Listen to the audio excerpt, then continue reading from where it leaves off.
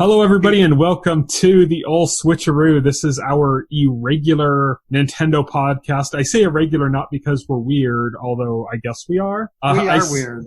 I say irregular because there's no schedule to it. So we just, every so often we say, we should do a Nintendo podcast, and that's what this is. So the last time we did an episode of this was before Nintendo's E3 2019 showing. So that means we're going to cover every piece of Nintendo news from that point to now. No.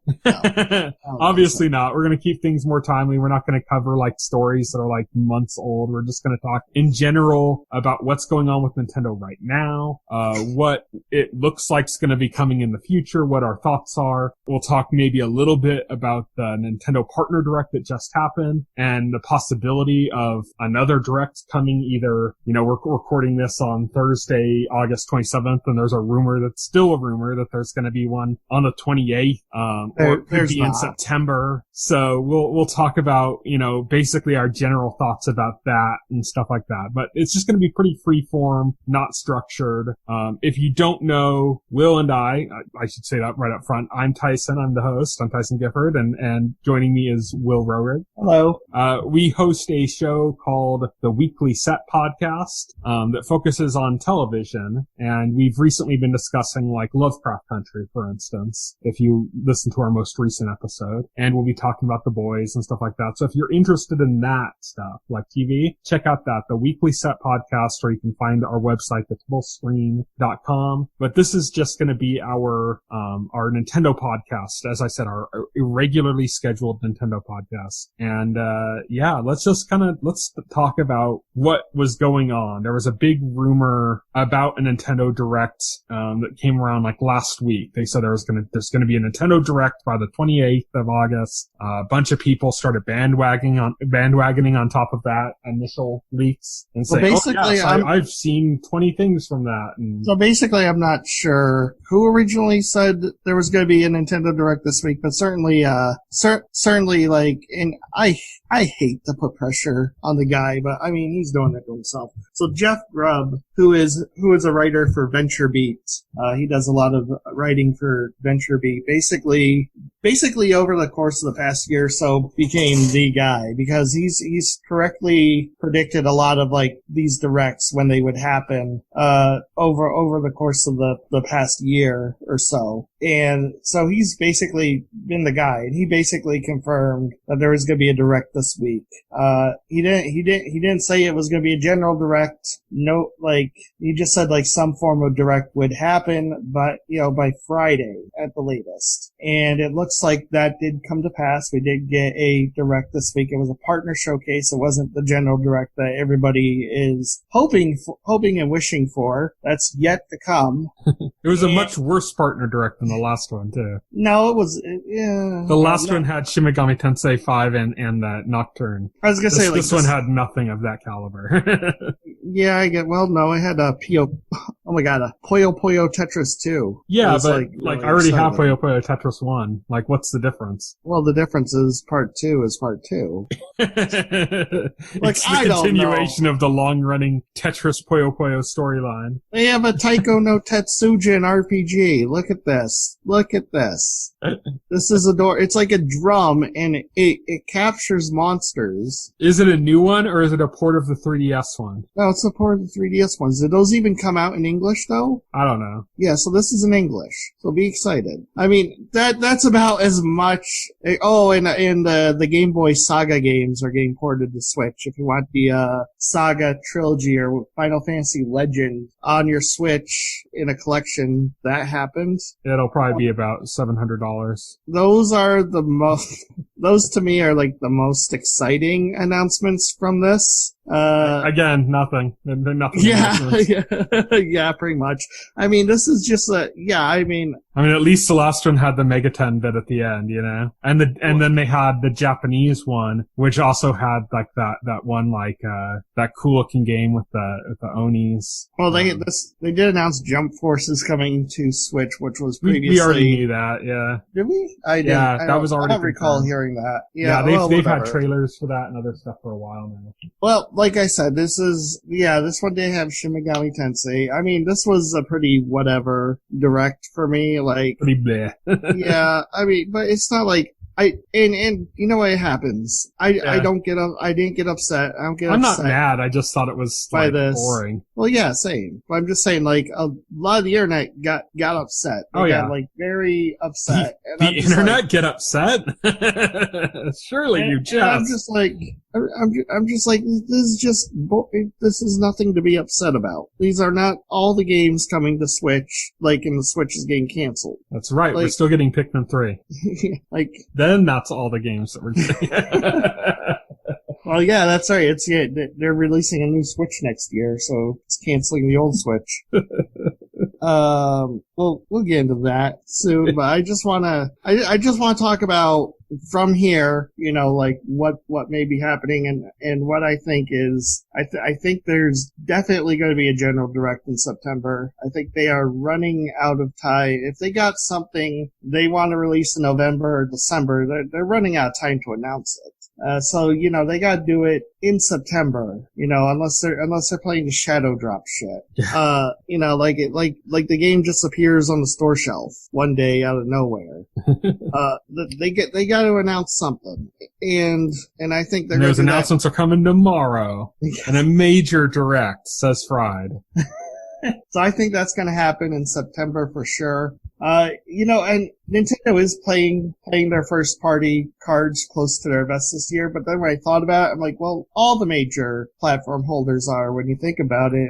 Sony and Microsoft still have yet to announce an actual launch date or prices for their fancy new consoles are supposed to be out by the end of the year. Yeah, they're kind of like waiting on each other so that they can either price match or best. Right. Yeah, that's why I think it's happening, but they're waiting, like, again, if people are expecting them to make those announcements in September, and it's, you know, and I feel like, oddly enough, like, Nintendo's doing the exact same thing. They're not revealing their holiday plans, you know, they're kind of keeping that close to the vest for whatever reason. Well, Sony and MS have revealed their holiday plans, just not the pricing and exact dates and stuff. Well, that's important. They also haven't announced exactly what games will be available day one. There's a lot of information. It's loose. Holding. They just haven't refined the information they've already released. Holding tight. Yeah. And so Nintendo's like way more secretive on this. Like, we have no idea. Besides Pikmin 3, we have no idea about anything else they're putting out, you know? Yeah.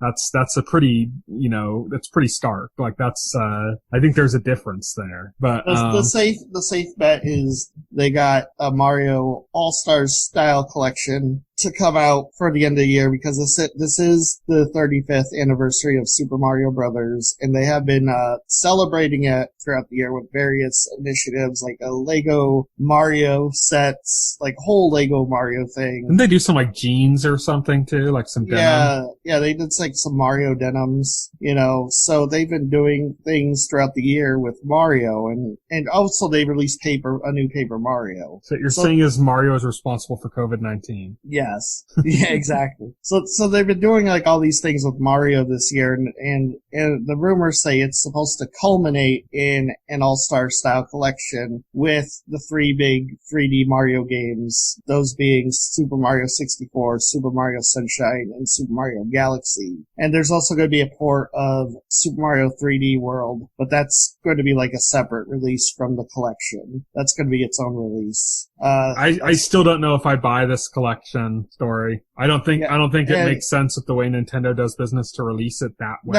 Now, why is that? I don't think that they would pack 64, Sunshine, and Galaxy in a pack together. To me, that doesn't make sense for something for Nintendo to do. It just doesn't fit. They've done it before? On the SNES. And those are all NES Marios. This is from 3 different systems. Like, it's kind of like there's an inconsistency in the way that they look, based on the generational of when those games came out. And I think you assume that they're going to use the same graphics. But if they change them, I don't think that they're going to release them them as a pack together. Like, that's the thing. Like, honestly, here's what would make sense to me. What would make sense to me is that they would avoid Sunshine, because Sunshine has kind of like, there's certain aspects to Sunshine and the analog trigger controls that are going to make it a little bit trickier to bring over than the other ones. So I think they would avoid Sunshine. They would do a complete fucking remake of Mario 64, probably using the Odyssey engine, and just remake those stages and make it like that, and release that as its own separate game, as like a full standalone title because it's remade. And then they would do Galaxy 1 and 2 as a pack, like the Galaxy Collection. And then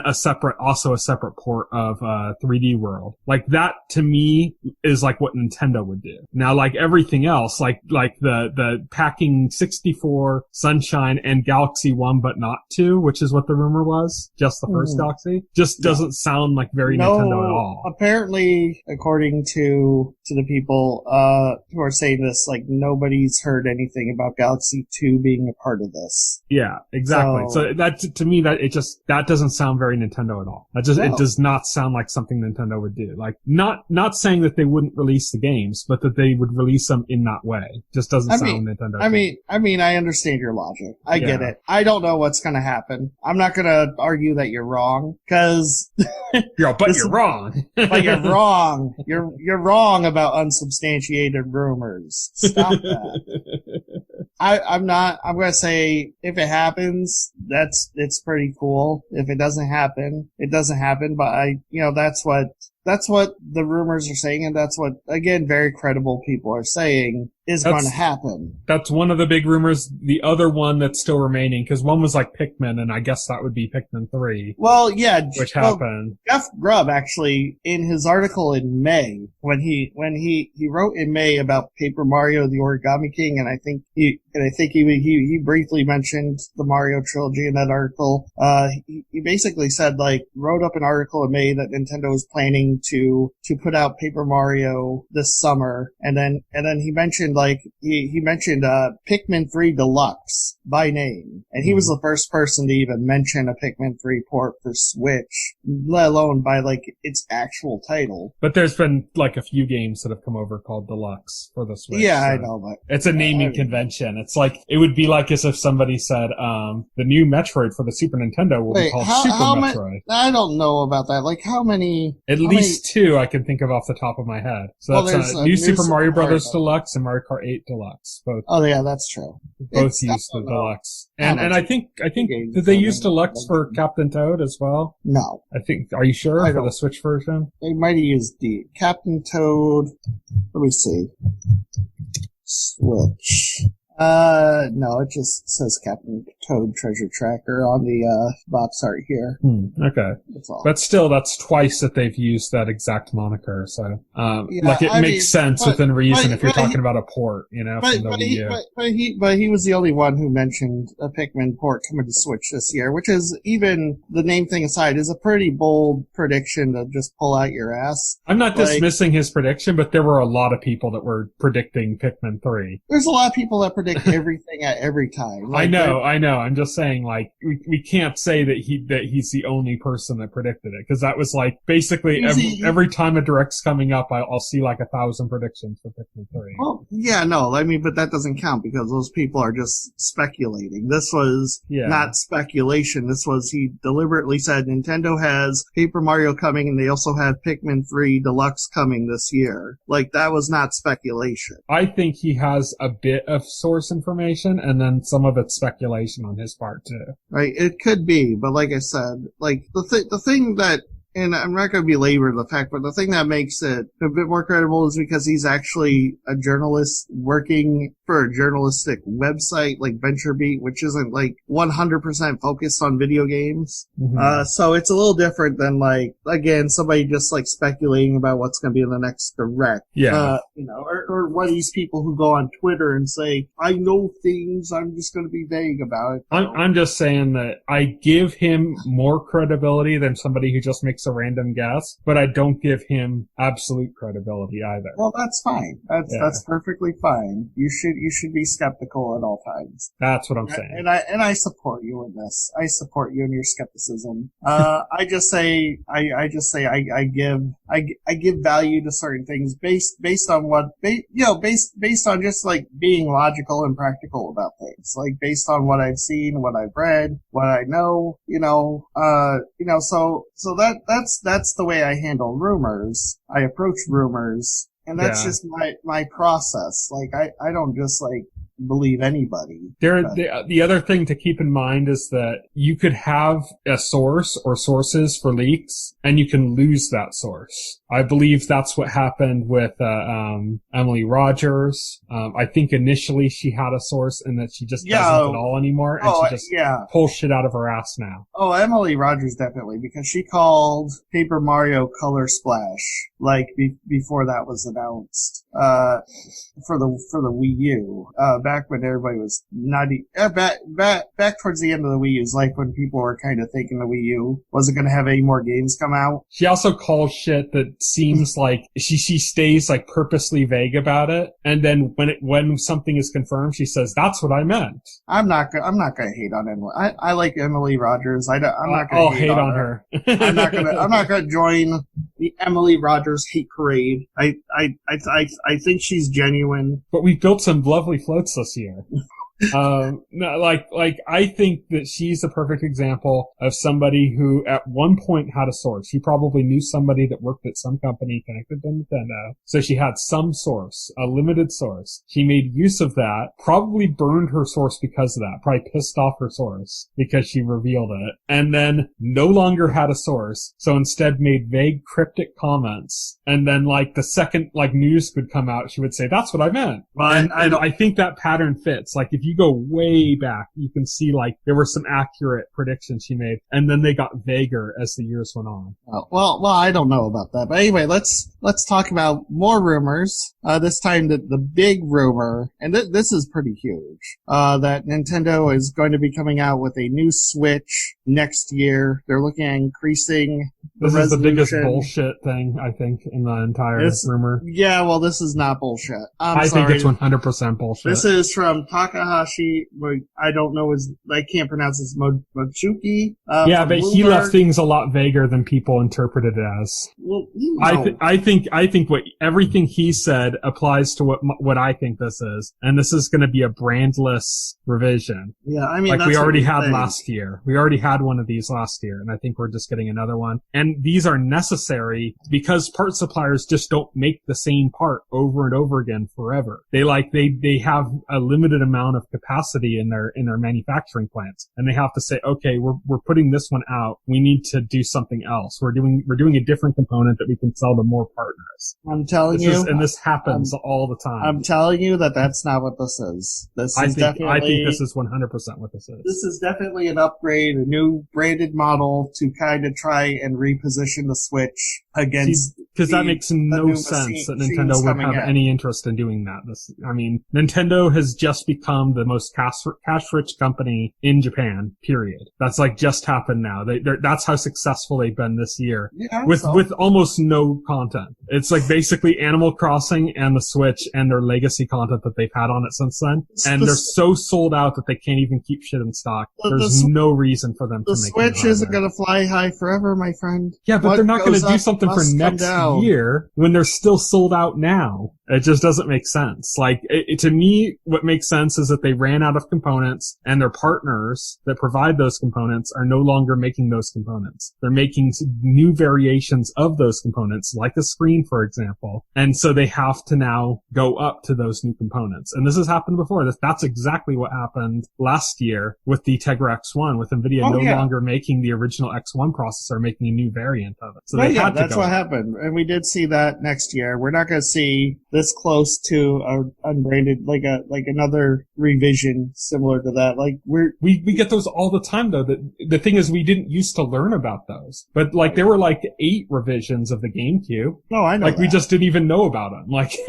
we only knew about a few. We knew about the ones where they took off like the component cable support. And that was like the only one we knew about. You know. I know what you're talking about, and I agree with you. I just disagree that that's what's being reported on here. Yeah. Like, well, I think it is. I don't think a hardware revision is going, like what you're talking about is going to get like a big Bloomberg rumor article, because they mostly go unnoticed. Well, because they're jumping jumping on speculation. That's what I believe. I think they have a source that has information about them using a new screen or something, and they jump to conclusions. Mochizuki definitely has sources inside. Yeah, but he also tweeted afterwards 100%. saying that he did not in anywhere in his article mention a Switch Pro or hint at the Switch Pro. Right, and exactly, he didn't say Switch Pro. Yeah, but he didn't. I'm not just saying that he didn't do that. He made the effort of tweeting after all that speculation started that to say that he didn't do that, which to me tells me he's telling people, "Hey, I didn't say this." What?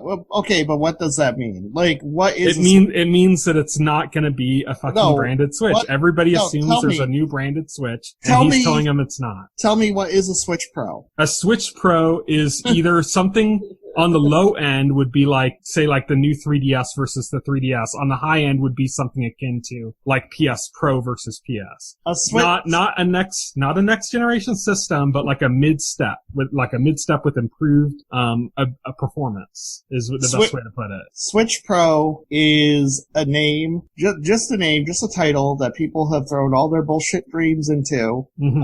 That on its face is meaningless. It doesn't, like calling it a Switch Pro or whatever the fuck you want, like that's meaningless. But why would he need to come out on that statement? That would just be semantics at that point. There'd be no reason for him to need to come out and say that if it wasn't just because that's just semantics. Right. No, to me, that tells me he's trying to lower expectations. He's trying to lower expectations because I think he saw, and I've certainly seen a lot of this, people expecting something more akin to a next-gen Switch, something that's going to be PlayStation 4 powered with a, 4K, HDR, it's going to knock the pants off the PS4 Pro, and it's just like, no, this isn't going to get close to a PS4 if it comes out. Like, this is not going to be, this is going to have, this is probably going to have a resolution bump, it's probably going to have some new features, but it's not a next-gen Switch. It's still going to be a Switch, it's still going to play Switch games, it's not going to be so far apart that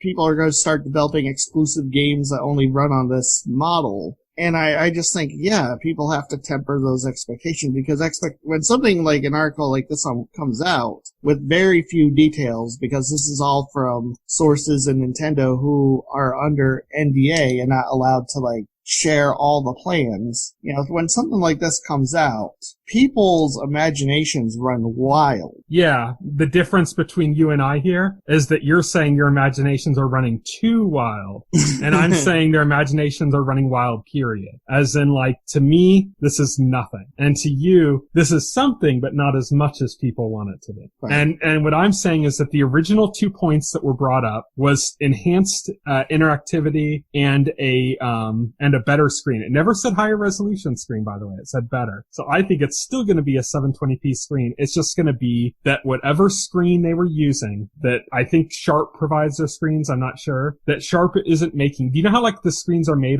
They're made like a huge, massive screen and then they're cut down into smaller pieces. Right. That's how screen tech's made. I think that Sharp is no longer manufacturing that variation of the screen. They're probably still doing something that would come out to a 720p screen, but they've changed something. They've changed something in their chemical procedure for the LED lights on. They've changed something for the actual function of the screen, the way the screen is designed. And companies like Sharp and stuff that do these components, they do that frequently. This isn't something new. This isn't a wild jump to say that this could be what they're doing. This happens all the time. There's already been multiple screen variants in the Switch. There's different Switches. You can compare them left and right and see that the color temperatures on the screen. Well, yeah, I mean, and that was the same with the DS and the 3DS. But there's still there's still 720, they're both 720p screens, but they're different. And so when they say enhanced screen, I just think it's a newer architecture version of the same screen. That's it. And the interactive part, I think this is Nintendo finally addressing,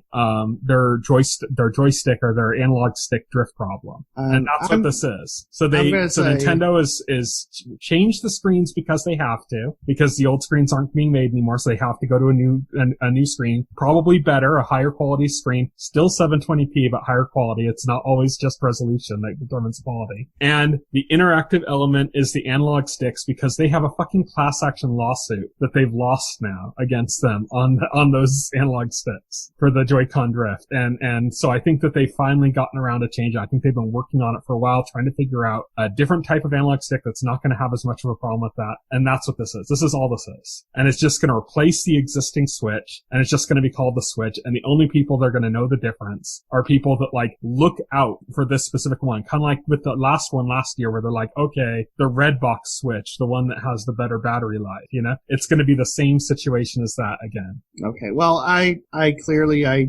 wholeheartedly disagree with that. But To each their own. We'll see what happens, and then we'll see who gets to gloat when it does. When it does or doesn't happen. Of course, if nothing happens, nobody gets to gloat, because that's not your prediction that nothing's going to happen. But we'll see. I just thought it's pretty exciting because, like, this is coming from some very, obviously Bloomberg, Mochizuki's a very, very legit source. So, I mean, you have to take that seriously. But his sources aren't even in Nintendo. They're like supply chain sources. No, they're not. He has sources within NCL. He's not talking to supply chain. He's referring to specific supply chain issues, man. The Taiwanese, dude, this dude has been reporting professionally in Japan for years. He has connections.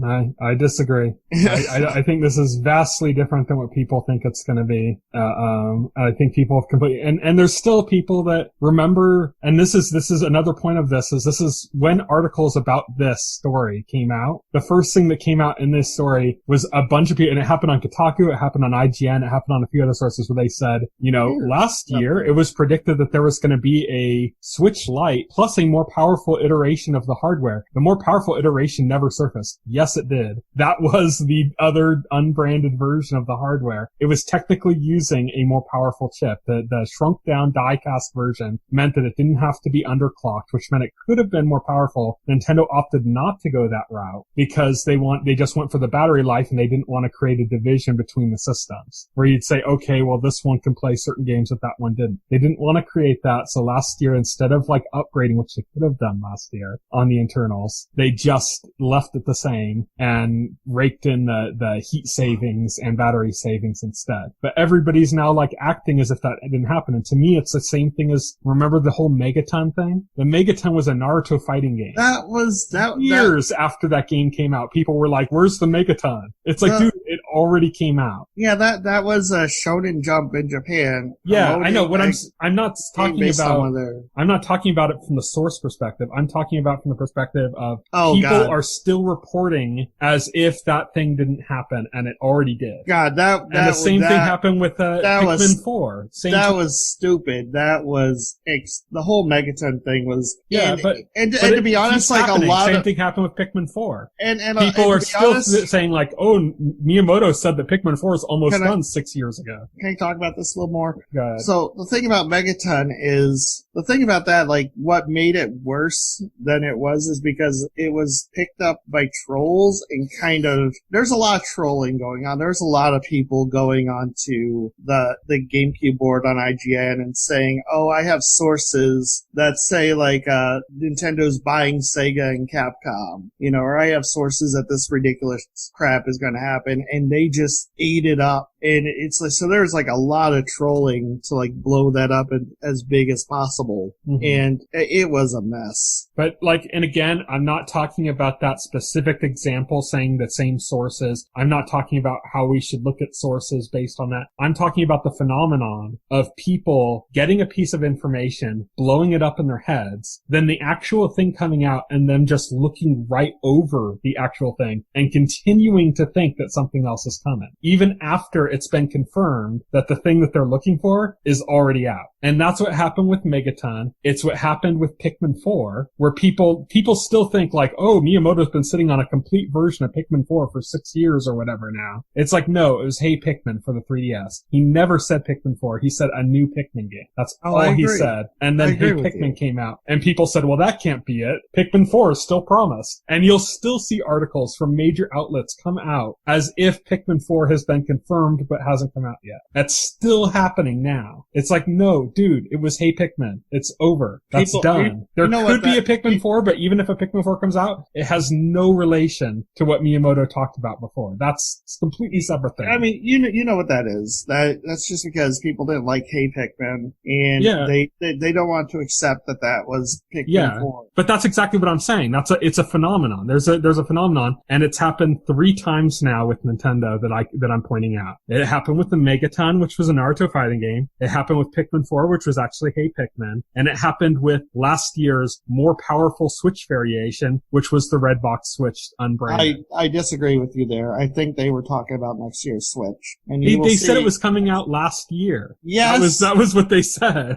Yeah, I know what they said. And the version I'm talking about came out last year. I know what they said. And the one you're talking about would be coming out next year. Exactly. So we're talking about a 2-year difference from when it was rumored to be coming out. Right. Because Nintendo delayed it. No, Nintendo never made it. It was the new processor version of the Switch. That was. Well, here's the thing. We will never know for sure. I know for sure. My uncle works for Nintendo. So you know what? I'll go along with you on this. So I will say yes, you are correct. Uncle Tendo told me, and leave it at that. My uncle Jim Nintendo told me this. Jim Nintendo. He and his cousin, Susan Sega, have given me all sorts of information over the years. Susan Sega is a huge leaker. Yeah. Don't Oh, in more than one way. She had like a colon problem a couple years ago. Oh, jeez. You don't even know. Man, the family get-togethers, they're kind of messy. This is the point of desperation in Nintendo fandom right now. Fans need Nintendo news so badly that they're just going fucking nuts about it. I was on Reddit and somebody was making a comment about how he was sick and tired of people saying that he was acting entitled by saying that Nintendo owed him news. And I responded, but they don't owe you news. Like, they make a product, you buy it. It's a transaction. They don't owe you anything.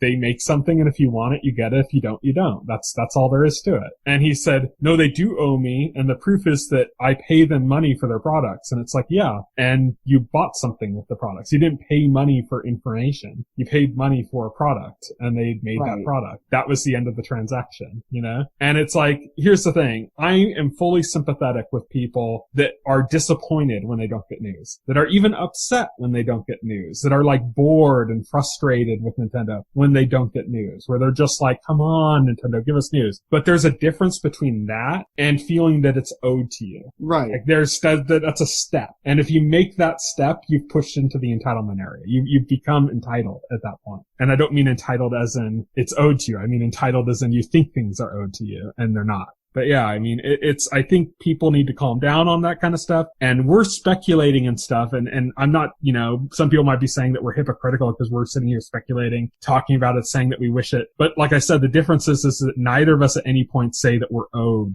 information from Nintendo. We want it. We're frustrated if we don't have it, but we're not saying that it's owed to us. And that's a big key difference. Right. So let's talk about other things, Nintendo. Okay. What other things are there in Nintendo? There is, I guess, we already discussed what we think is going to happen in 2020. So I guess let's talk about the future of Nintendo. What do you think 2021 holds? What games do you think are going to come out? What games do you think are going to get delayed further? I'll tell you right off the bat, I was almost certain that Breath of the Wild 2 was going to come out this year, 2020.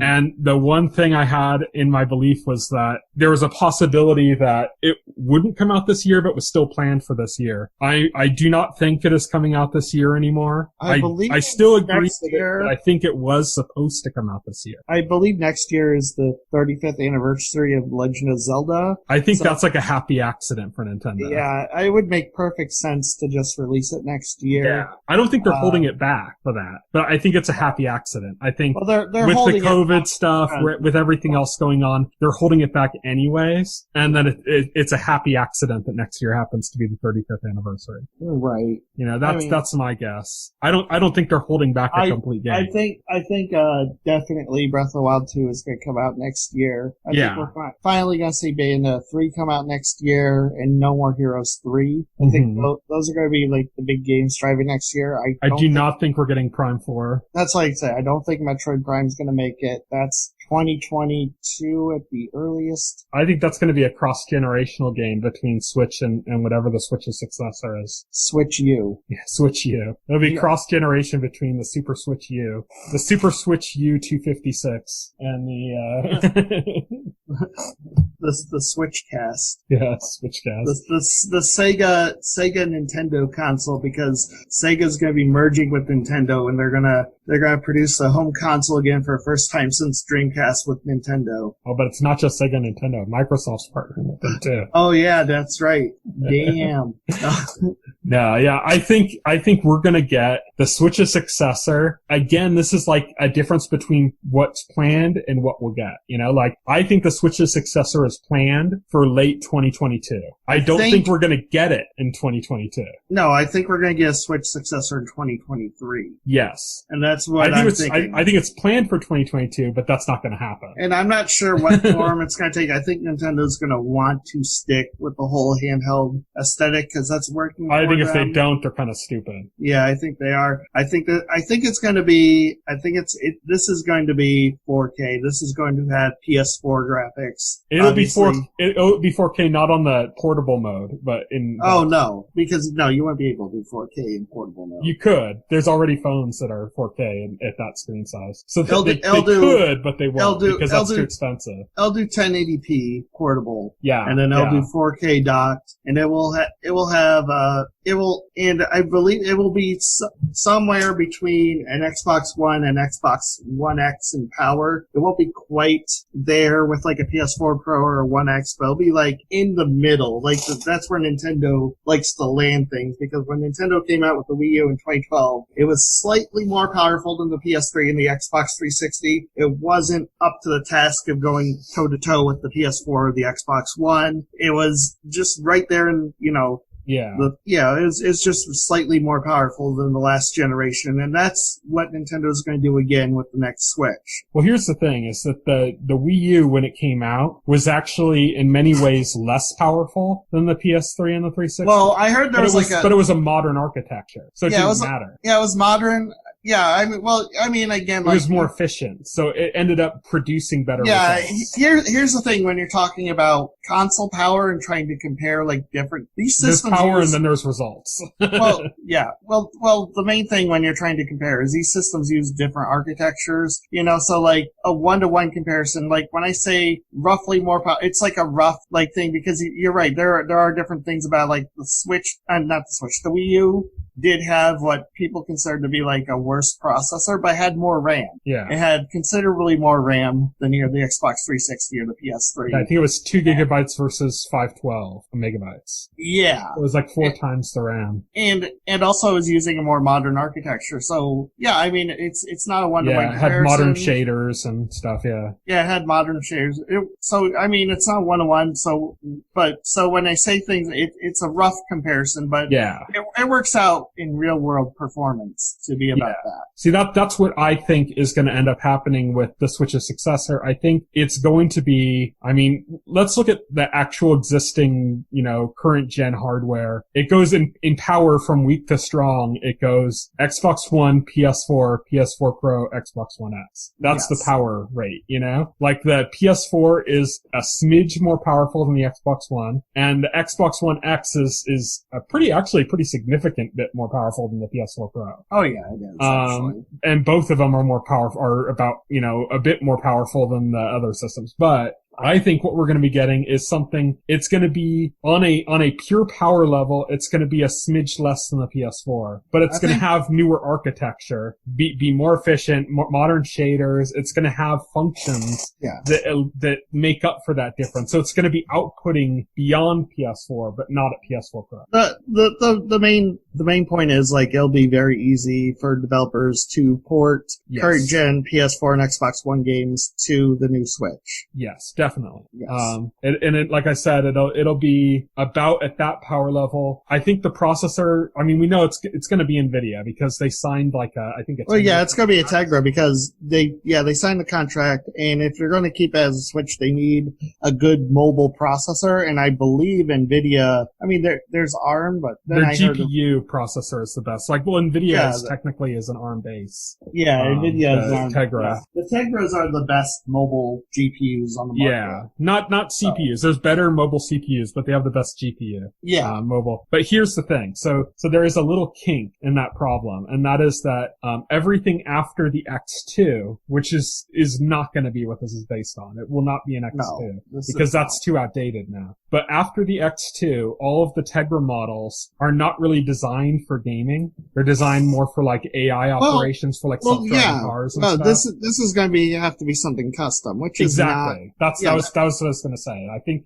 it's going to be custom. I think it's going to use components from the existing Tegras. Like, I think it's going to be using an Xavier, which is like kind of the current Tegra chip. It's going to be using an Xavier architecture, but it's going to be custom. Like, it's going to be customized more for gaming. So that's what I think we're going to get. And that, based on what the Xavier can put out, if it was kind of streamlined towards gaming, would be around that. It would be around PS4 or just a smidge better ability, functionality. Right, exactly. And then we can finally get Cyberpunk on the Nintendo system.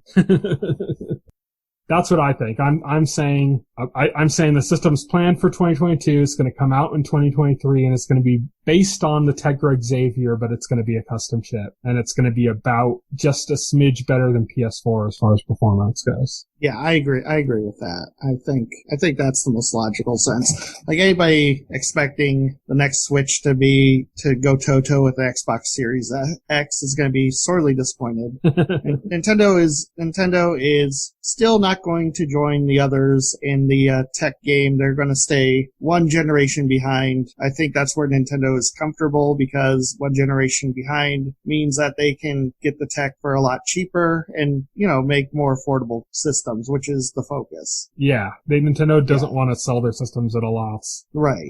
And they don't want to up the cost of development so much. Right, so exactly. They're a company about being affordable. They've always been like that. Even when they've been kind of on the bleeding edge, they've always been kind of like leaning towards off-the-shelf components as much as they can. Oh, yeah.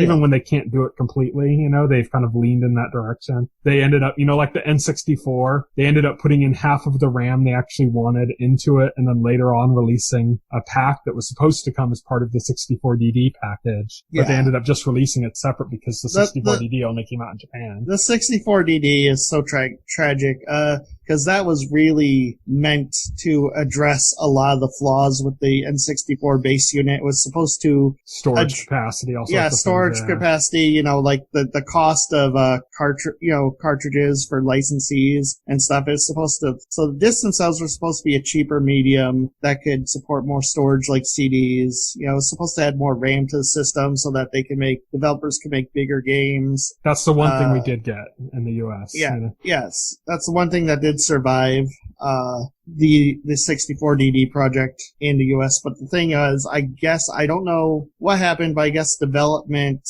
on the 64DD was just not going smoothly, and they couldn't get it out until 1999 in Japan. And by 1999 that's next gen starting to happen. There was no point. Well, the other thing is that that disk drive only supported like 64 megabyte disks. Yeah. And by the time the 64DD was coming out in Japan, they were already working on a 64 megabyte cartridge. Oh yeah. So they were already like, one of the major advantages of the system had already been addressed, basically. Yeah. Well, they had 60, but they were expensive. The problem is those cartridges were expensive. So the disc disc would still have been a more attractive option for that. But the problem was by 1999, Sega was coming out with the Dreamcast, and they had Dreamcast was using gigabit disc with like 1 gig of data, on them.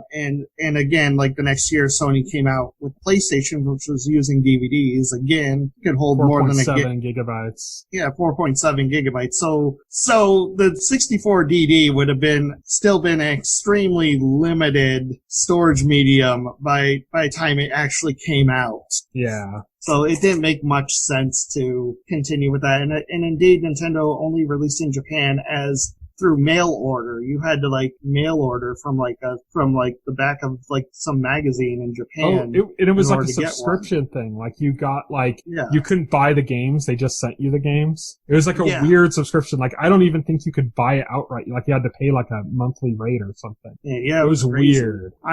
I'm shocked they even bothered at all with that, even that limited release. Like I don't know. It's a shame because if that came out in 1996, that could changed the entire generation for Nintendo. Yeah. But they had development difficulties with it, and it is what it is. Yeah, if they had had more capacity for space, that could have possibly prevented Square from jumping ship, and even more so could have had an impact on Enix jumping ship.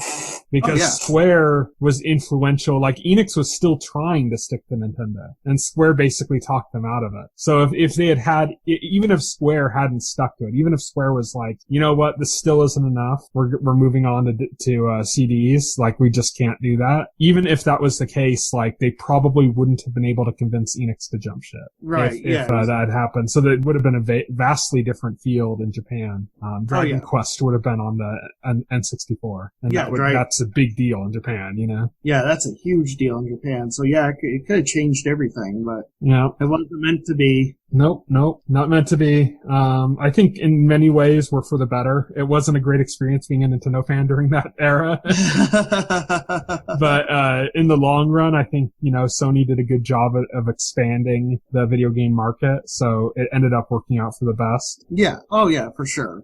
Because Sony, you gotta give credit. Sony did everything right as a newcomer coming into the market. They expanded on Sega of America's previous marketing of trying to make the Genesis look cooler than the competition. Well, they one up that and made the PlayStation look cooler than even what Sega was doing. Sony came in like a spurned lover. Yeah. They were like, I am gonna fucking take you down. Sega came in as a marketing plan. Like all the animosity Sega had towards Nintendo in the marketing wasn't real. That was just like marketing. Sony came in like a straight up spurned lover. Like that was real to Sony. Like Sony was legitimately holding grudge on Nintendo, Yeah, Sony was like, because Nintendo had basically they canceled their contract with Sony for the PlayStation CD add-on for Super NES, and then to make matters worse for Sony, like right after they did that, but they didn't tell Sony, so Sony only found out when, I believe at like CES, Nintendo announced their partnership with Philips for CD add-on for the another SNES. big mistake. Yeah. That yielded that Zelda CDI game was a result of that contracts they signed with Philips for that. Yeah, exactly. It yielded like those Zelda and Mario CDI games that were abysmal. That were developed in-house at Philips and Nintendo had nothing to do with those, but Philips was able to make those because they had those rights. Yeah. Yeah, that was another disaster because that also did not end in a CD peripheral for the SNES. Yeah. Did you ever play the CDI? I've never played a CDI in my life. My neighbor rented one. Oh, really? When they were out, oh god, it's horrible. You played I think they had a controller you could get for it, but the one he rented, you played it with a remote control. It was fucking horrible. Yeah, the remote controller, from what I understand, from what I've learned from the internet, is the base controller that the system came with, and then you could buy a it was a whole line of sight based. It sucked. You could buy a traditional console controller separately, and actually the console controller for CDI is actually incredibly rare now. If you go on eBay, you'll probably spending a ton of money on it. It's an oddity of history. Yeah, the CDI was interesting because it wasn't people like to bash it because it didn't have any good games to play games well, but it wasn't really designed to be a game console. It was Philips was buying into this idea that PCs were expensive, but like multimedia entertainment on PCs was taking off. And so like their idea was they're going to create a multimedia entertainment box you could hook up to your TV and get the same kind of entertainment that somebody with a brand new high-end PC with a CD drive could get. You know, they had like CD movies that predated DVDs and stuff. Yeah. Stuff like that was like a big part of the selling point, but it was garbage. I say that like having used one, it was garbage, man. Yeah, and then it didn't sell well at all initially. It was expensive. It was garbage. It was expensive, and it was towards the latter half of the CDI's lifespan that Philips kind of like tried to refocus it as a video game platform. They like signed deals with developers and they tried to get like games made for it, and they rushed out those Nintendo games because like after they failed to sell it as a multimedia machine for a family, they tried to reposition it as a gaming platform, and that also failed. Yeah, it was bad, man. It was bad. Tell you one thing, it was no Ouya. The Ouya. Ouya. I don't know. There was a point in time where I thought like that concept was kind of smart because I thought there could be an audience for a box that just played your Android games on your TV. Yeah, I don't think it was smart. It was cool, but it wasn't smart. Like the modding concept was what was cool about it. Yeah, you could mod it and hack it however you want. That was a cool idea. I just thought like my thinking was if you have like an inexpensive micro console that was loaded with the Android operating system and could play Android games you got from the Google Play Store, and you could play them on your TV. I thought, why shouldn't that be a hit? Like, because most of the games required a touchscreen. Yeah. It wasn't. And yeah, and I think the hackability idea of it was cool, and that was it. I mean, it was Android, so of course you can hack it. Yeah, no, but I mean, even Android, like they put in, it's hard to hack like a Samsung phone. They make it hard to get to the bootloader and stuff, but they. Oh right. I mean, they made it so that they use standard screws on the Ouya, so you could like physically take it apart. Yeah. This was just a small startup company. But I mean, they didn't not. They don't have the resources of Samsung. But I'm saying it wasn't resources wasn't the reason. Like they purposely did that so that you could hack it, like physically and software wise. Like that was one of their selling points. Was that like you had it, it was yours, you were in control, kind of thing, And that's a cool idea. It's just that the hardware wasn't powerful enough, and there wasn't really much you could do. Even if you could hack the hardware, there wasn't much. I mean, it's not like what are you gonna do? Like swap out another mobile processor for it? It's like there wasn't much you could do. There wasn't much. When it came out, there wasn't much interesting about it. It was a cool concept, and that's about it. Yeah. They just wanted to kind of bring a little bit of PC modularity to a standalone box that was cheap. And, the idea's cool, but they just, it's not enough. Well, now we're getting off topic. We've been off topic for a while. We're going on these weird tangents that have nothing, like at this point, like Philips, the CDI was like related to Nintendo by way of those awful games and the deal. We switcherooed the conversation. Ouya, that's how we stayed on topic. Ouya has like literally no connection to Nintendo, so we switcherooed the topic. that's how we stayed on topic. Yes, because switcheroo is the name of our show. So there you go. The Nintendo podcast where anything can happen. So anything can happen. I mean, now we're going to talk about the chances of asteroids hitting the Earth. That can happen. Speaking of Ouya, like, have you heard about like this Intellivision Amico thing? Is that the one that's like the mini PC for that's supposed to have games on it? No, that's the Atari one. Atari's got one that's like that. Yeah, that's the Atari. This is the Intellivision Amico. So you haven't heard about this then? No. This is hilarious.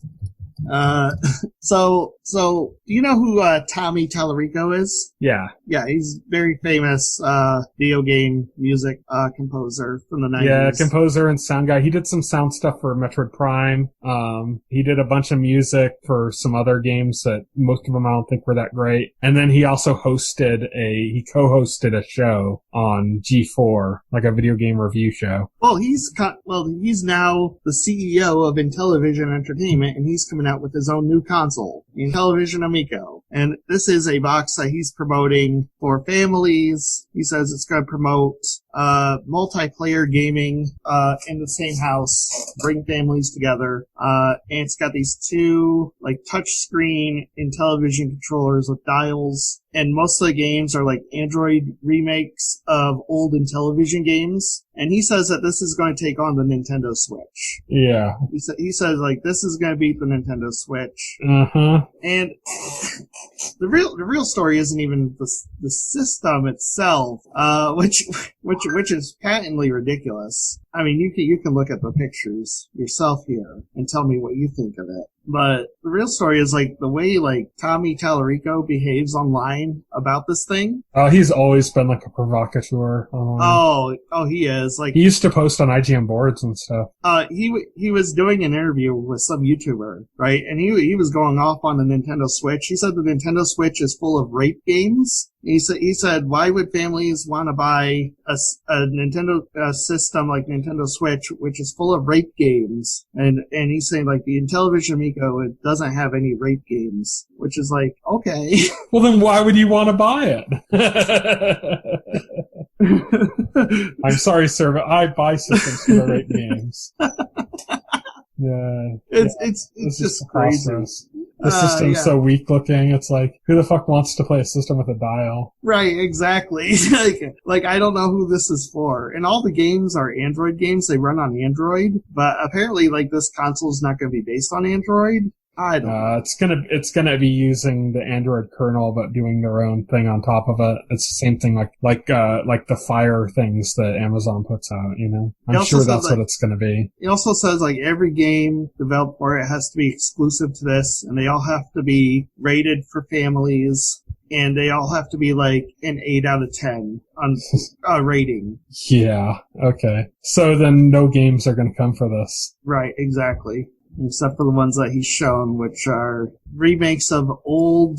Yeah, but are any of those games going to get 8 out of 10s? Remakes of old Intellivision games in like 5 seconds of like a new Earthworm Jim game, which was just animation of Earthworm Jim running left and right against the beach background. And are any of those games going to get an 8 out of 10 rating? Doubt it. So then, by his own standards, he can't release his own games. Yeah, he has Cornhole. Cornhole. Yeah, you can just build your own Cornhole set, or you can play a video game version of Cornhole. Yeah, on this. Yeah. He thinks it's a killer app. With a dial. He thinks Cornhole is a killer app. Yeah. Good old Tommy Tallarico. Yeah.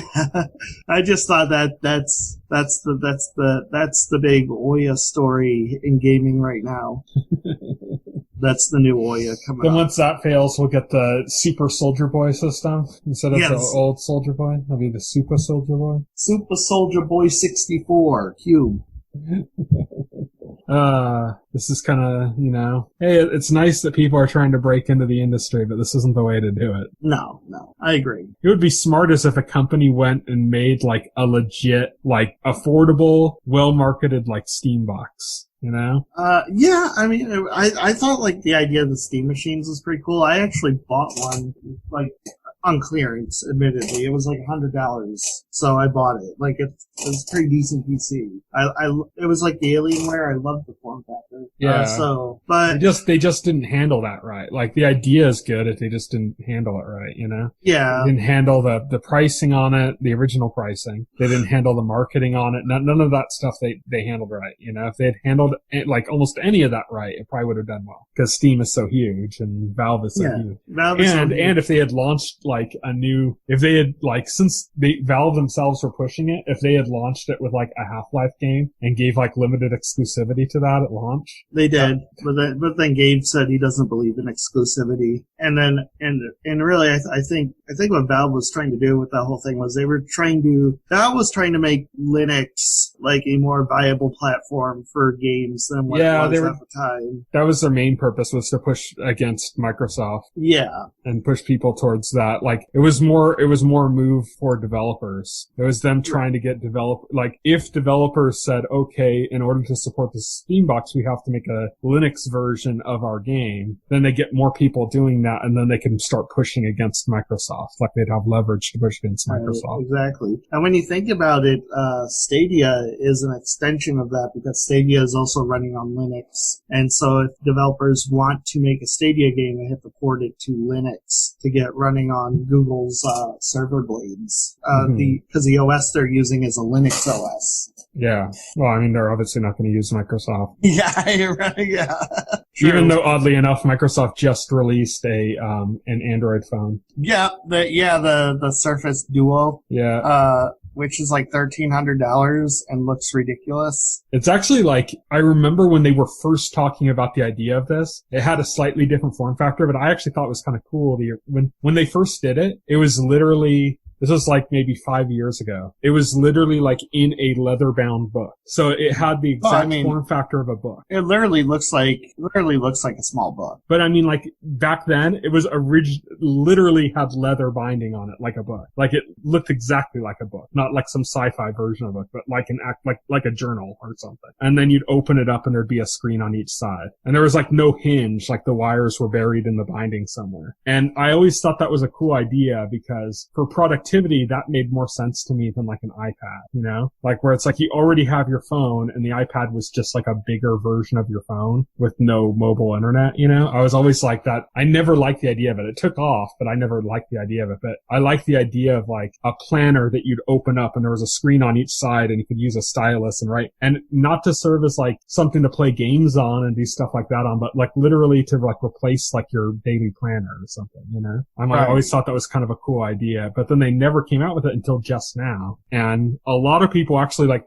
are raving about like the hinge on it and saying the hinge is like really good, like better than even hinges on like the best laptops and stuff. Oh, really? Yeah, they're saying that that's what's good about it. Like the design of the hardware is like really good, but then like all the internals are like last year's internals, so they're all like outdated already, and it's so expensive, you know? So you're paying like a bunch of money for an outdated, you know, thing that just isn't going to operate well as a phone either, you know, because are you going to hold that up and use it as a phone is kind of not really comfortable. They should have just taken out the phone element, kept the price under $1,000, made it run straight up, you know, maybe even instead of Android, made it run like a variant of like Windows 10 or something, and made like productivity tools for it and stuff. You know, it would have been more interesting, I think.